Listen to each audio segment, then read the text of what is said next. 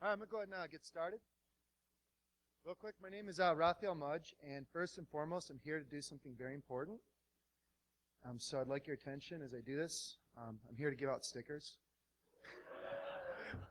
So what I'm going to do is I'm going to take in just kind of like kindergarten style, start these out and just go ahead and pass one, take two, but I hope everyone gets one. If you don't, come see me. I've got a really big box. So...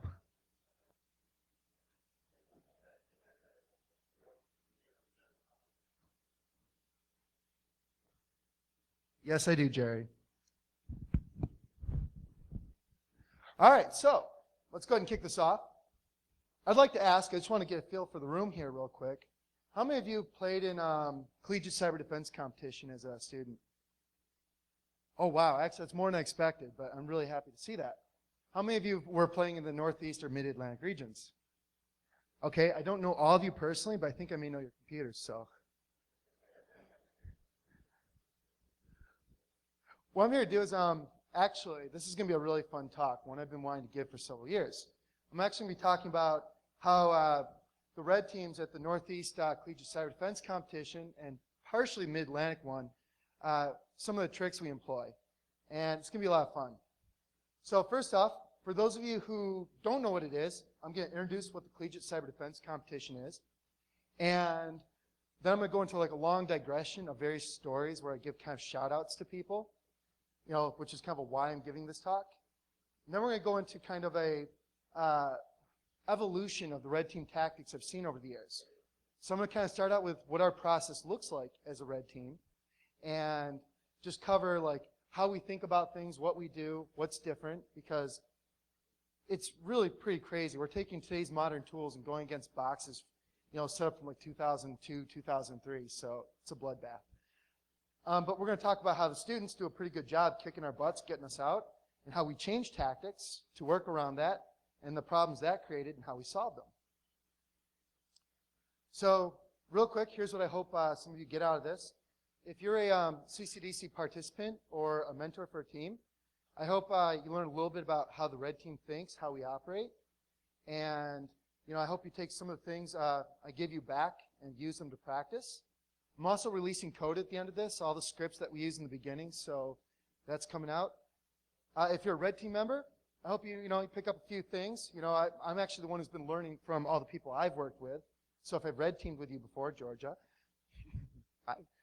So if I've red teamed with you, I'm probably the one who learned from you. But hey, there's some good stuff here. And for everybody else, there's a pretty cool story embedded here too. Because how many of you heard or used Armitage from Metasploit? Okay, wow, that's pretty good. So Armitage came about because of this. So there's that kind of story in the background. It's a lot of fun. So first off, CCDC, for those who don't know, it's a blue competition for college students, primarily undergraduates. Students kind of come to like a regional competition, and they all end up with the same computer network. We're expected to manage about 7 to 10 servers, 50 users. They're supposed to have web, mail, all kinds of different things. And they're scored on their ability to keep these services going and their responses to injected events. So for example, they're told, hey, you need to write a password policy. And you got an hour to do it because 1 hour of competition time simulates a week of real life time in the event. And most importantly, they're scored on their ability to stop the red team. So that's CCDC in a nutshell. I recommend you go to nationalccdc.org if you want to learn more about it. Let's go into who I am, why I'm giving this talk. First off, I've really learned a lot at CCDC. I've been with the Northeast region since 2008, and I've been there every year. And it's particularly special to me because my last weekend, or my last time active duty Air Force in uniform was at Northeast CCDC 2008. They sent me in. I come back Monday, and I turn in my ID and say goodbye to the Air Force. So it was, every time it's an anniversary for me when I go to this event. But I started out, so I'm a developer. I write code, not really much of a hacker. Back then I hadn't refreshed my skill set, and so I was really learning a lot and being forced to kind of try to find a way to be useful. So the event really helped me grow, I guess, as a hacker and penetration tester, what have you. I've also worked with the Mid-Atlantic folks, 2011. I've done a lot of other exercises too, but I'm going to keep this talk about CCDC. So, for the students participating, just something about them, one of the reasons I'm giving this talk is that those who come out for the first time, they get demolished because they just don't know what to expect. And then the teams who keep coming back, they like mastered our tricks from the previous years. They do a pretty good job of it. And I just wanted to kind of get this information out there to help even that playing field. Because my goal is the more information that's out there for people to prepare with, the more they're going to prepare, I hope, and hopefully, better security professionals we're going to have. I'm also giving this talk to answer a few common questions I get. Keep in mind, these students start out with Windows XP boxes. Back in 2008, they had Windows 2000. And they always ask me at the end, what O days did you guys use? You're using Windows 2000. I don't think so. I'm also I hear the accusation, you guys had a head start. That's not fair. And that's actually never been true. So I want to get that out of the way. We've sometimes started with a 2-hour delay, a half-hour delay. Sometimes we've been allowed to scan. And sometimes we've been allowed to start at the same time as the students, but never before. So had to get that out there. And a big question I'm always asked is, how did you get in? Put that out there now, default credentials. So get good at changing your passwords. Another reason, like I said, there's a story behind this. Where you see those stars, those are things that are going to be the subject of this talk a little bit. But at CCDC every year, a lot of creative people come in, and we always bring something extra. Myself, put together this little social engineering hack in 2008, doing a net send to all the boxes on in the competition, and telling people, hey, you need to download the ScoreBot helper, or else you can't get points. Worked on every team.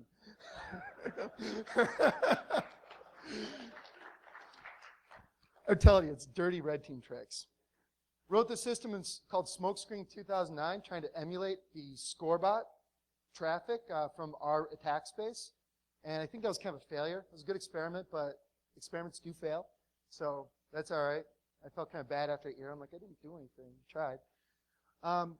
But eventually came up with this idea hey, well, what if we try to own everything right out automatically from the beginning and go from there? And we're going to talk about that, and I'm also going to talk a bit about Armitage and how we use it in this context too. And of course, I'm talking about my projects here, right? But I'm not the only person doing this. Other people I've worked with, or had the real privilege of working with, keep bringing in other tricks too. And one example is my friend Jerry is up front here. He wrote this rootkit called G-Spot. And there's this real truth to it. So for you students out there, I just got to tell you, with the G-Spot, you're never going to find it. Our friend J Bos, man, this guy is amazing. He's system administrator, which is always my favorite people because they've got the largest breadth of skills. He's like, yeah, I do a lot of work, with my Cisco infrastructure. And he's like, hey, I think I can replace the default shell in iOS, with some Tickle scripts I wrote. So he wrote this iOS backdoor. He actually released that at Black Hat a couple years ago, but he brought that for CCDC. He made it to throw at these undergraduates who are just figuring this out for the first time. So we're kind of mean in terms of what we're bringing. And my friend TJ, he made this really cool thing for hacking all the Windows boxes automatically, and I'll show you guys that too. And also, I guess one of my favorite things from Mid-Atlantic is there's this cluster of guys. I didn't really talk to them too much, but they rented out 1,000 nodes on Amazon's EC2, and they're using that for password cracking. So we get a little crazy. I mean, because we're passionate about this. This is what we love doing because we're trying to give something back and test out our ideas against a bunch of people who are trying to defeat them. So with that, now you know the multitude of reasons why I'm kind of here to give this talk.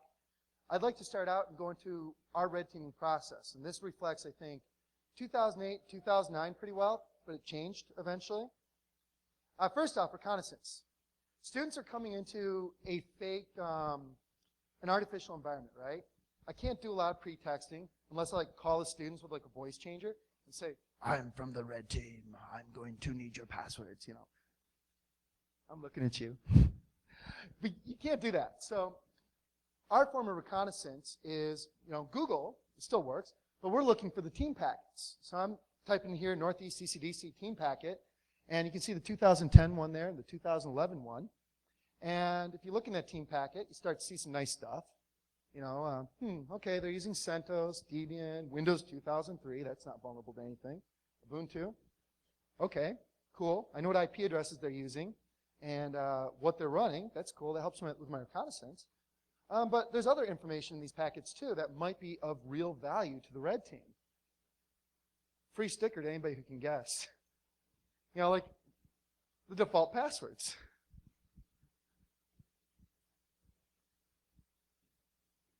So that's our reconnaissance. Enumeration, because the students know we're coming, and we're trying to just get what we need to know as quickly as possible. We're just like nmap-t5, you know, let's just get it out there. We have traditionally done Nessus scans. I really don't know why, because they're running like such old operating systems, but you know, we do them anyways. I guess it just makes us feel like we're doing what we should do. But like access is an interesting question, because as I said at CCDC, to simulate kind of like a hostile environment with like new attacks, they're using older operating systems, right? Ones that, you know, there have been exploits for years. So as a red team, we're kind of given this gift, if you will. It certainly builds the confidence, where we could take today's tools and take them back to like 2003 and go against these student networks. So it's, to say access, I mean, it's just, it's, you know, in the case when there was Windows 2000, it's RPC DCOM, it's MS-0867, it's, you know, just like the really standard demo stuff, but it works in this environment. And of course, post-exploitation is a lot of fun too. And what do we do for post? Well, we're not really trying to steal any data, although we do like to get the SQL databases and dump their stuff, dump their hashes. But sometimes we like to have a little bit of fun too. So I'm going to show you a little video. This is from, I want to say, Northeast CCDC. Let me go ahead and load that up. And what it is there's a student here trying to install Wireshark, okay? And I'm watching his screen, taking screenshots with Armitage every 10 seconds. And I keep going in and killing it on him. And eventually, he gets a little frustrated. He's like, "Hi, Dave. You guys stink. Go away." He kind of figures it out after we've gone back and forth a little bit. So, like I said, dirty red team tricks. There's no playing fair here. The students are at an absolute disadvantage, and I really admire them for how good they really do at the end. So yeah, actually, despite that, you know, 2008, 2009, here's kind of the tempo, okay? Because I've been on the team every year, I'm kind of like, you know, recounting this to everybody who joins us each year. I'm like, look, Friday, we get into everything, left and right. Because students are getting the boxes at the same time as us. They haven't set up an IDS yet. They haven't turned on the firewalls. Probably haven't even changed the passwords yet. So Friday's pretty bloody, okay? I mean, we get into everything, and we're living everywhere. But by the end of the first day on Friday, because it's a weekend competition, the students usually, in their past experience, a lot of them had us kind of kicked out. And then on Saturday, we'd have to go after the web applications and some of the harder aspects of the network.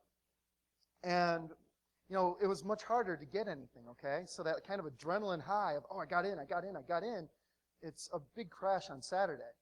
And Sunday, we usually have some stuff, and then we just start, like, breaking it as best as possible. And I say that, and I'm talking about the servers and workstations here, because our infrastructure team on the Northeast side has been really, they're insane. You know, like J-Boss and Laura and Jonathan, they're just amazing to watch. So they're usually in the whole weekend. But what I want you to keep in mind here is this problem, okay? Because it's going to feed the next part of the presentation.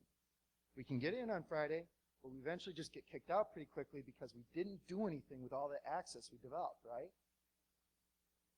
So, the next part of the presentation, the next evolution, is the war of persistence. Inspired by a friend of mine, Ryan. So he was a security researcher also on the red team, much like me, but neither of us at the time had any pen testing experience. We're like, okay, what do you want us to code? Like, we were trying to find a way to be useful. This is 2009, and Ryan had a really good idea. He just started like trying to log into every single box with default credentials on Saturday. And he was successful even then, getting into some stuff. I'm like, man. So that inspired me in 2010 to write a script. So that's what I like to do. I write scripts. And I was like, well, here's what I'm going to do. I'm going to do an nmap, you know, look for only port 22, okay? I'm going to do a really light brute force of any credentials that I know have been used or may be used. And I'm going to figure out what the root password, the default root password is on these different Unix boxes. And I'm going to just dig in as deep as possible. And all the better, because I'm a programmer, I'm going to do this automatically. And we did this in 2010, right? And it was very successful because we ended up having access well into Saturday in a bunch of places. Sometimes it was like threadbare, like one thing, but we did much better. And that changed the game for us, because that year was all about like just going after the Unix stuff. So I'm going to show you what we did like to kind of persist. First thing we did is once we got that root password, now this like I said, it takes a couple seconds. First thing is on every box we got into across every team, it's like, well, we automatically inserted our SSH keys into the root directory, right? Or into the root authorized SSH keys. Cool. Another thing we like to do is we like to take different shells that don't drop setuid and copy them to random places and make them setuid, use touch to change the timestamp, and then use something called shatter plus I. Does anybody know what that does? I see a few of you. I'll give you a demo. This is really cool. We use shatter plus I to do something really fun for the blue team. Let me show you. Ignore that. That's for a demo later. All right. Let me do, okay, here we are. Can you guys see that okay? I like big fonts. Okay, cool.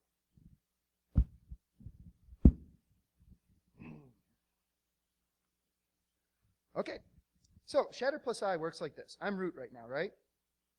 Pretty obvious? Yeah. Okay, so let's say I make a file. I don't know. I'm just going to make a random file. And only one guy laughs. You wonder who that is? And what I'm going to do is I could do whatever I want to that file like this, cat hello.txt, whatever. And what I'm going to do is use shatter to change, well, here, let me show you something. LSALH, hello.txt. Read, write, read, whatever. Let me use shatter. This is going to change an attribute on the file, okay? This applies to everybody. And if I do an LSALH on that file, you see nothing's different, right? Okay. Well, let me, because I'm root, I can do whatever I want. Shatter it's like an extended set of permissions, but they're really attributes. So I is an immutable flag. It makes it so you can't change the file until the attribute is removed. And Laura's the one who taught this to me. Again, why it's good to go these. But if I do lsattr, I can see that the immutable flag is set on this file. And that's the only way you can tell it's there. So if you don't know about it, and you're like, man, I need to add a user, and I keep getting permission denied, why, oh why, I'm root, why can't I add a user? Well, it's probably because the red team shatter plus I at Etsy shadow and Etsy password.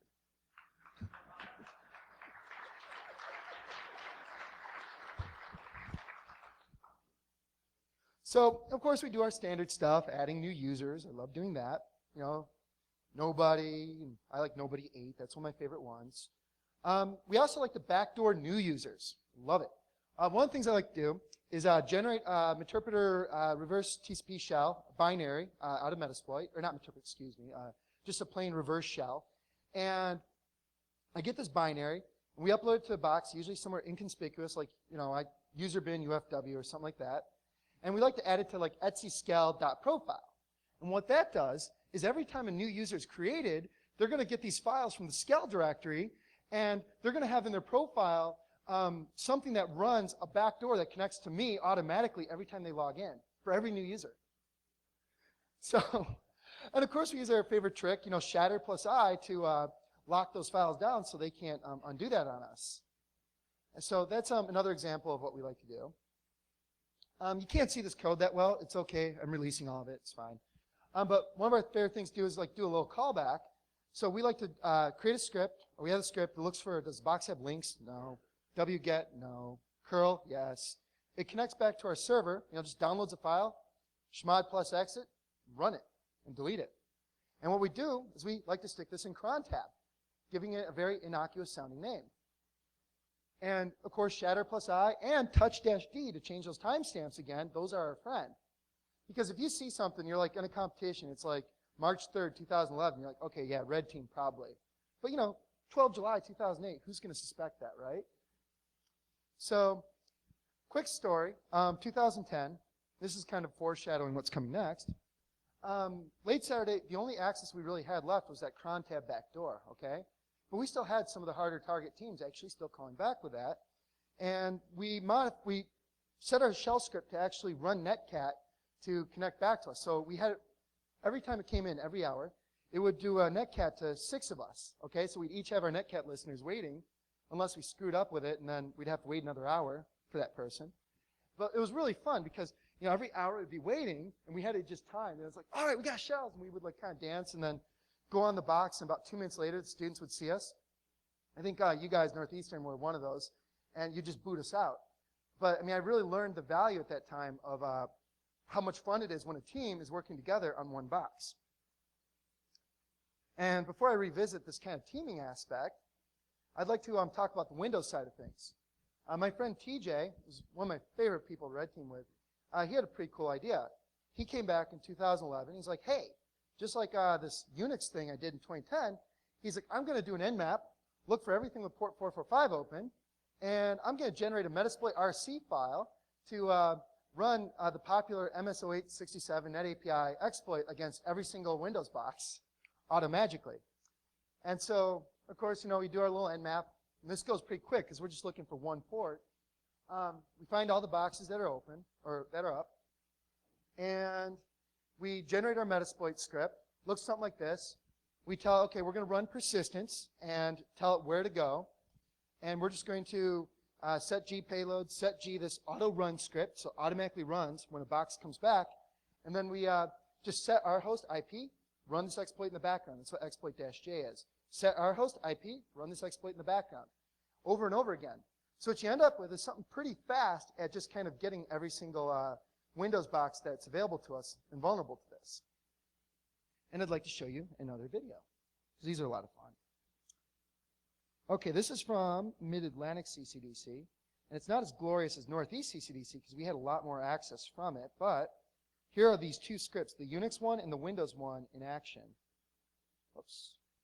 I apologize, that's a little hard to read, but it's at least scrolly and pretty, and we'll see lightning bolts in a minute. You can see a lot of stuff scrolling, and you can already see here in Armitage, this user interface for Metasploit, some hosts coming up.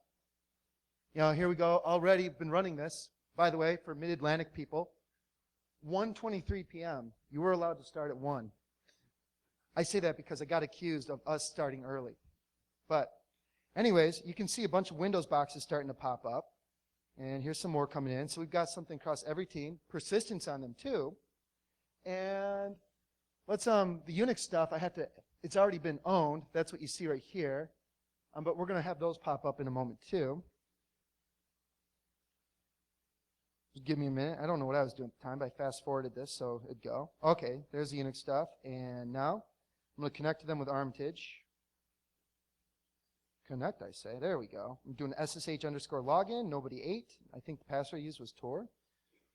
There we go. There's our Unix boxes. And just within kind of a couple minutes, we've got all this initial access, right? And those Unix boxes, keep in mind, are backdoored 6 ways to Sunday already. So that's the opening salvo here at the Mid-Atlantic CCDC with those same scripts. So let me go and go from there. Okay, so got a lot of access, right? Pretty cool. Persistent access. Awesome. Well, we now have an access problem, meaning too much access and no way to manage it. And hear me out on this. It's like, okay, we got in. Somebody ran some scripts, or some people were really good, like Georgia using her MS09, getting into all the Vista SP1 boxes. Props. Are getting access all over the place. And it's like, great, they can persist, and they persist to themselves, right? And then maybe they can do like what I showed you or talked about earlier with the netcat listeners, send accesses off to the post-exploitation people, but making multiple connections out from the victim, that's kind of noisy, right? It's a pretty easy to spot, especially when you're looking.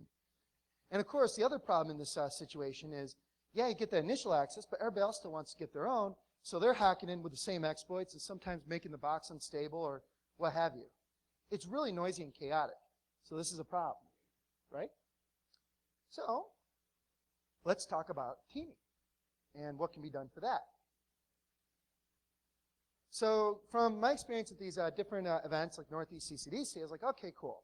We have a lot of fun, but we're kind of stepping on each other sometimes. And those of us who don't know Metasploit really well or don't have core impact, we can't just get into everything easily. So what we need so we can participate. And so I thought about this and said, well, real-time communication, I'd like to know what's happening and what has happened, what attacks worked, what didn't work. I'd like to have some way to manage the data. Like, if somebody does a scan, it'd be nice that everybody had the latest version of it, right? And most importantly, though, is session sharing. We develop all this access. We get all this persistence. We do it magically like nothing. Wouldn't it be nice if anybody on the team could use that access and do something? I think so. Everybody's kind of like looking at me like, that might be okay, but I hate people. I don't want to work with them. It's all good. So to solve that problem, I started out and I developed Armitage for Metasploit. As most of you know, probably it's GUI for Metasploit. I think of it as a tabbed MSF console. I mean, really, I'm trying to avoid like creating a button for everything. I'm trying to curate the experience, geared especially towards these kind of events, initially anyways. And one of the things I wanted to implement it, and I did, was session sharing, some teaming stuff. And I'm going to do a demo of that here in a second. But just to give you an idea of how this works is Armitage is actually a client. It connects to Metasploit. So think of Metasploit as a server, right? Problem is if two of us try to interact with the same session at the same time, it's not always kind of the best result. So I created the second piece of software called a deconfliction server. And it runs on the same box as your shared Metasploit. And your Armitage client connects to Metasploit, and silently it connects to the deconfliction server. And whenever Armitage tries to interact with Meterpreter, it routes the command through the deconfliction server, which queues it up and executes each command in turn and routes it to the right client. And I'm going to show this to you what it looks like, but that's how I did session sharing. Oh, how convenient. Time for a teaming demonstration.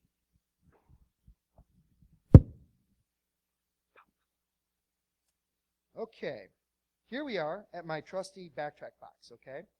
You can't see this that well, but I can probably do view zoom in. Oh, well, that worked. Whatever. I've started up Metasploit's RPC daemon, okay? This is the Metasploit server mode that lets clients communicate with it. I've also started up something, a mode of Armitage, and this would work on a headless server just fine. Amazon's EC2 works too. But this starts up Armitage's deconfliction server.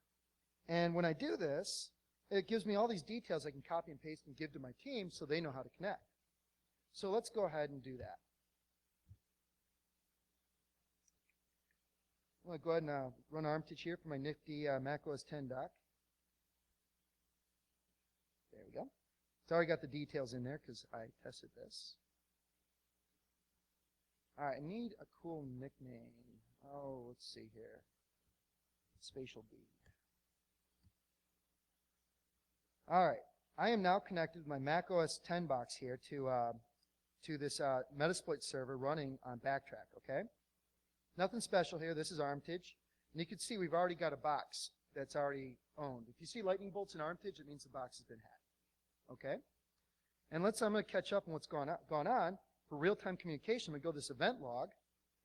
And you can see some guy named Jay joined. And he ran MSO867 against this box, got a session, and I'm here too, and I can say, like something like subs, right? So let's go ahead and now get another client in here too to make it more of a red team. Let's go to Windows 7 and go in there. Click that. And these are just boxes with Java and Java installed. I just downloaded Armitage from the website for the client only. So already got the details. I'm going to go ahead and connect. We need a cool nickname. Jerry. It's all right. Here I am. I too am on Metasploit. And give it a minute to refresh all the different stuff I want to know. There we go. You can see I've got two people kind of joining the game. And it's all good. But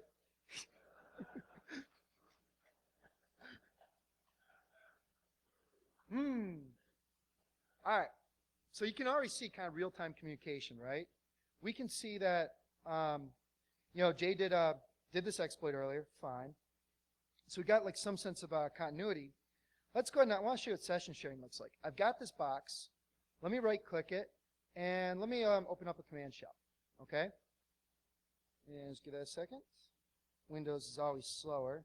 I don't recommend using Armitage on Windows, by the way. I almost tolerate it, but it's not my favorite place to test it. But I can type whatever commands I want. Keep in mind, I'm joining the red team later in the game, and eventually I'll come back. There we go. Let me go over here to the Mac client. Same box, only one session. I, too, can open up a command shell, and I can type whatever commands I want, no problem. And because I'm remote, thanks to that deconfliction server, if I want to take I don't know, like a webcam shot, see what the students are doing, I can do that too, and it'll download it for me. I can take a screenshot, no problem. Let's see, explore, screenshot. That's not very exciting. I can also, let's see here, go back to my Windows guy, and at the same time, this guy can, I don't know, work with the processes or whatever. What I want you to see here is that there's a team of people, 3 people, and we're able to kind of just use this session like it's ours, okay? So pretty neat.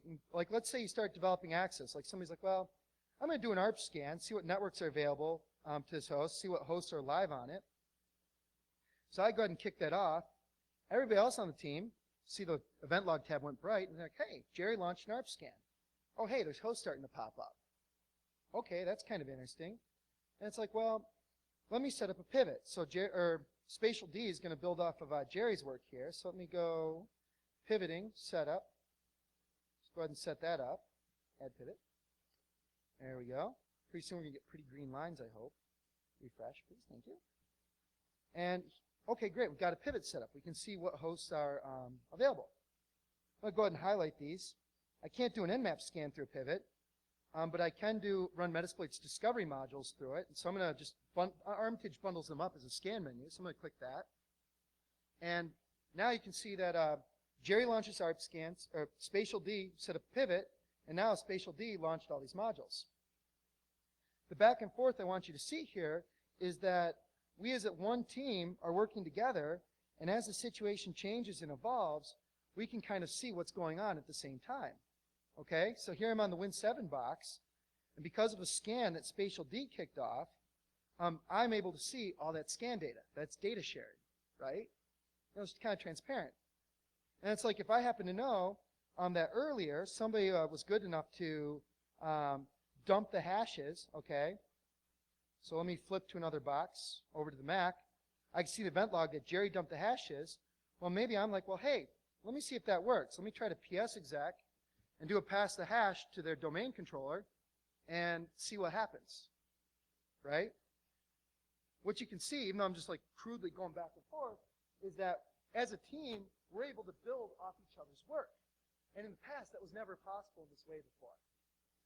So that's kind of something that's really, really helped the way we do red teaming. And it wouldn't be fair if this didn't end up working. There we go. We got lightning bolts again. So that's just Armitage teaming in action.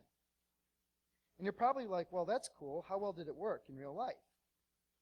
Well, at Northeast CCDC, I brought this in, okay? And I'm like, hey, guys, I made this for us. And they're like, oh, that's kind of cool. But because they're my friends and they've tolerated me for several years, they're like, okay, we'll try it out. So we ran my Unix scripts and TJ's scripts to own all the Windows boxes. And we set up a shared Metasploit server, right? And we run this. And we ended up with 70 sessions back, right? Can you guess what happened next? Crash. I got to talk into the mic. I was so embarrassed. We got it back up, and we recovered most of our accesses, no problem, that's fine. But yeah, it was kind of disappointing. I realized at that point I had a scalability problem. Went back to the drawing board, made that deconfliction server cache a lot of things, and now, I've heard reported to me and I've seen in action, we've had teams of up to like 12 using this all at the same time, so no problem. But, it did go through some trials in February and March, and it was by the end of April, it was I think pretty stable, so. But I took this to, like I said, Northeast CCDC, Mid-Atlantic CCDC, and a few other events this year, and I even staged like a collaborative capture the flag once. And here's what ended up happening kind of organically. It's pretty exciting. You end up with an access team, okay? These are the people who are just, whatever they got, they're getting into stuff. And like, okay, I got in. That's what I like doing. I like getting in. And they run persistence, and they send that persistence over to the shared server. And the victim calls home to that shared server, and you can have people now waiting to do post-exploitation, like, oh, new box popped up. I'm going to grab the hashes, and maybe I'm going to start cracking them.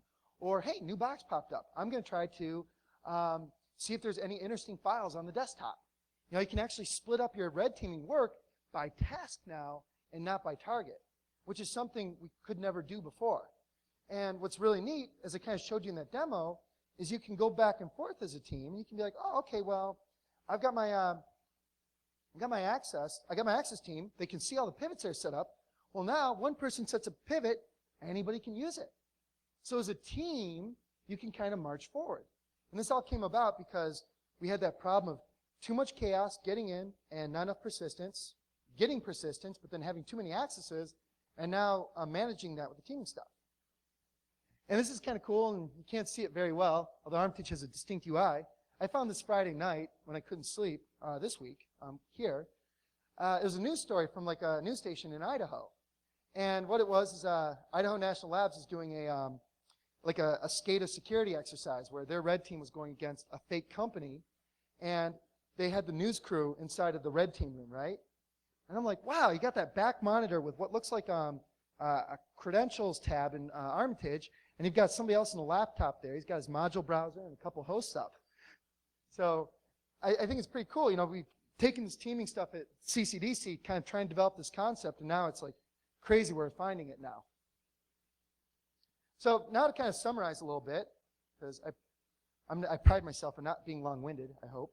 I talked to you about collegiate cyber defense competition, a blue-only exercise for college students, a very wonderful thing. I highly encourage you to get involved with it if something's happening in your area. Went into some digressions while I'm giving this talk. I showed you our process, how we could get a lot of accesses, but it's still chaotic, didn't do anything with them. I showed you how we did persistence and how that gave us accesses, but too many, couldn't manage them. And then I showed you the teaming stuff, how that gave us a way to manage those accesses. And real quick, it just wouldn't be fair. Because I've been working with so many people for so many years, I really, really consider myself very fortunate to have worked with these people. And this is a very incomplete list, but these are some of the people I've red teamed with at these events. And if you're here, I do see some of you in this room. You're in there too, Georgia. I really thank you guys. I've learned a lot from you, and it really is. I've taken some of your tricks that you've taught me, and they're in this presentation. But thank you for that privilege. So just wanted to get that out there. And let me just wrap this up with where to go from here. I'm on Twitter as Armitage Hacker. You can learn more about Armitage at fastandeasyhacking.com. The code for those scripts to automatically own the Linux boxes and to automatically own the Windows boxes, I posted that stuff up too. It's live right now. If you go to fastandeasyhacking.com/dirty, you can get that code. Again, like I said, for the students, my intention is this is something you take home, play with, and maybe use it to vet new members or to see how quickly you can dig yourselves out. So, really, I'm trying to give back to you because if it weren't for you guys, we wouldn't have a CCDC, and I really love the opportunity I get to work with you guys each year, so it's fantastic. Last thing, to learn more about CCDC, go to nationalccdc.org. That's my presentation. I'll take any questions. Thank you very much.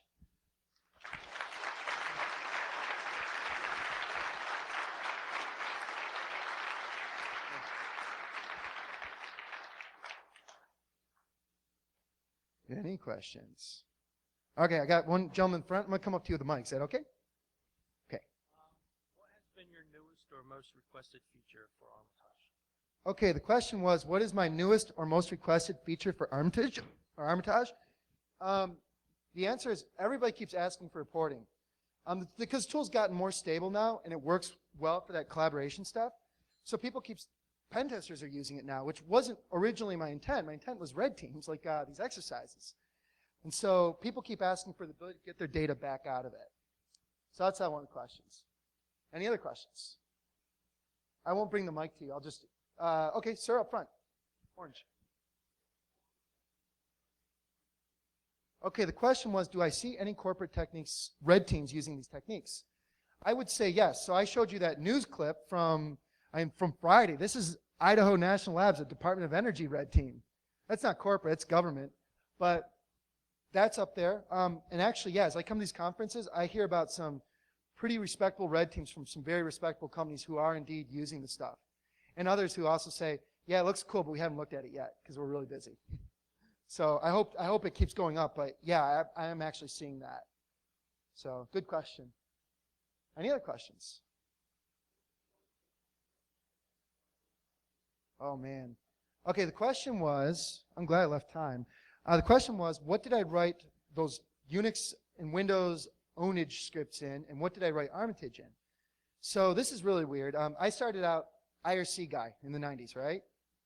And Khaled Martin Bey, the author of MIRC, was like my hero as a teenager. You know, his little stuffed animal in the about dialogue, if you know MIRC. So, imitation sincerest form of flattery. So I wrote an IRC client. I worked on it for years. And I wanted to make it scriptable. So I wrote the scripting language for this IRC client to make it, scriptable in a user-friendly way. And that language evolved. I worked on that like for 7 years. Wrote a book, sold 30 copies. Yay. But yeah, I wrote this programming language, and I really like working with it. So the scripts are written in this language because it makes it really easy to load any Java library and in like a kind of in a really easy Perl-like way interface with it. So that's how I do the SSH stuff for automating the Unix ownage. And Armitage is actually written in that language too. So if you go look at the Armitage source, you're going to see all this stuff that looks kind of like Perl with Objective-C syntax for calling objects. It's kind of wacky. Oh, it's called Sleep. So yeah, that's I don't talk about it very often, but I love working in it, so it's probably what I'll keep doing. Good question. Got my dirty secret out. Any other questions? You can shout. Oh, sir, up front.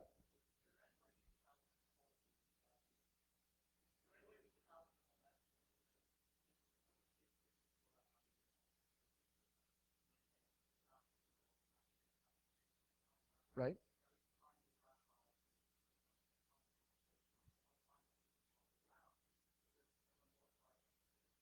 Right?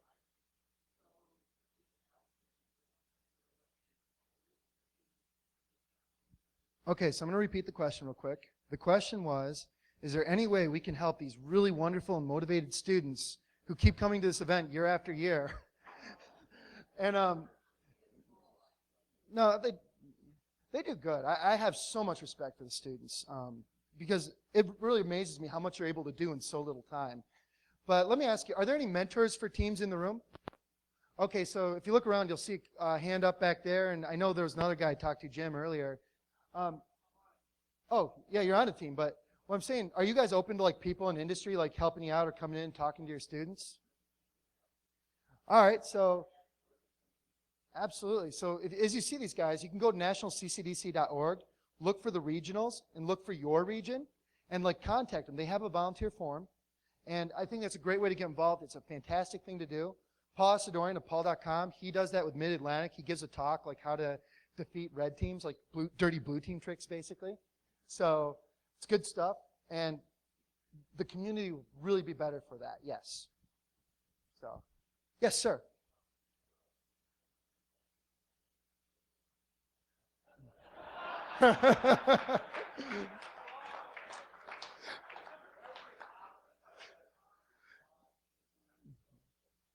All right, so the question was, is there a list of all the ways that the red team has exploited? And these guys are from the Northeast, right?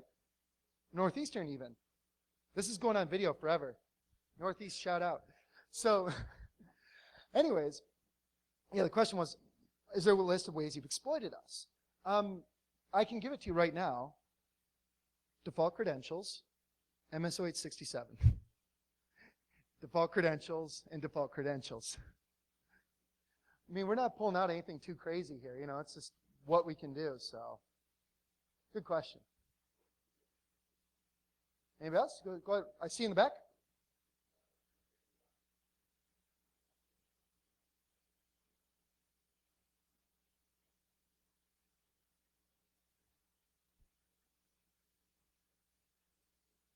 All right, so the question was, is there a way, those of you hacker-minded, I know there's plenty of you in the room, can get involved with the red teaming at these different events, at the different CCDC events?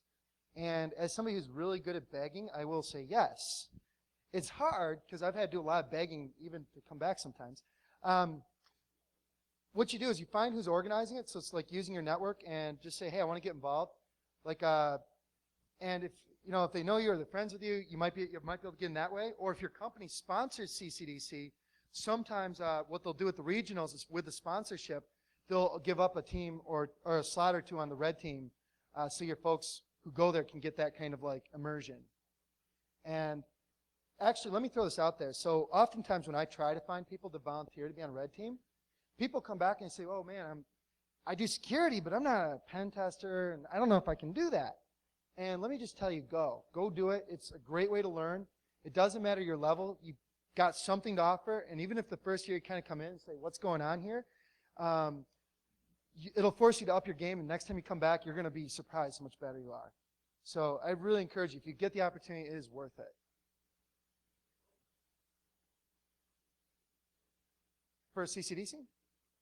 Sure. So the question was, could I quickly go over the major rules of engagement for CCDC? Yeah, there's not that many for the red team, so we're not allowed to go into the rooms, so physical access is prohibited, although I saw one region that bent that. Don't say who. We're not allowed to specifically target one team, okay?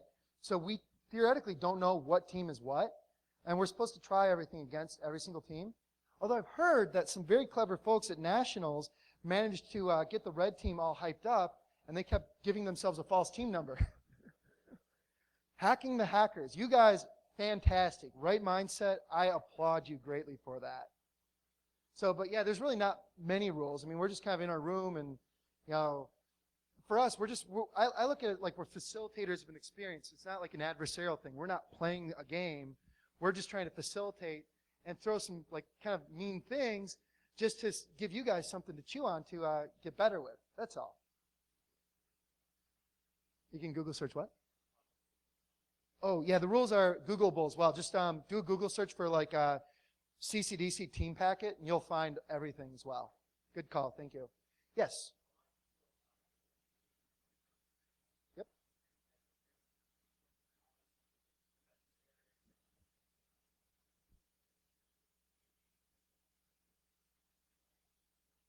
Sure. One second. So the question was, or the statement, oh, it was a question. It's like, they're like, man, we're all pretty elite. GUIs are for lamas. And it's like, so it's like, a lot of command line people don't want to use a GUI, so is there any plan to bring like this teaming functionality and make it available in a command line-only way? Let me do this one more time. Something I can do is if I, let me go over to Windows, work here. Okay, let me right-click on this X. Okay, open in window. I don't know about you guys, but that look like a console to you by any chance?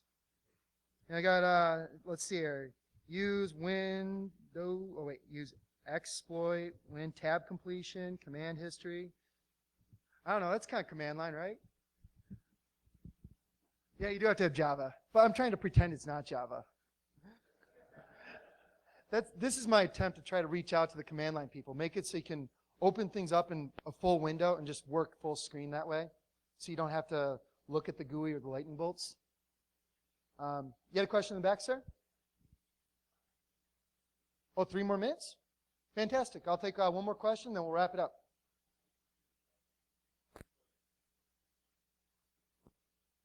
That's a good question. So the question was, how many concurrent sessions can this handle from a scalability standpoint?